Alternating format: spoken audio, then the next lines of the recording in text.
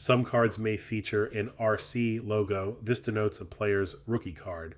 Originally, this indicated the card is from the player's first year of professional play, typically in the major leagues. However, as more cards were manufactured, the meaning of the RC designation on cards became blurred.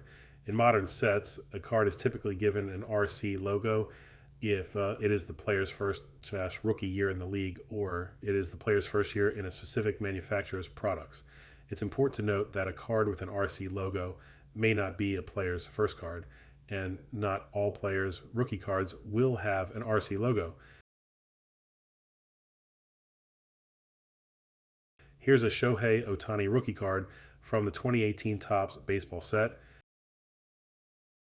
Here's a Victor Wembanyama rookie card from the 2023 to 24 Panini NBA Hoops set.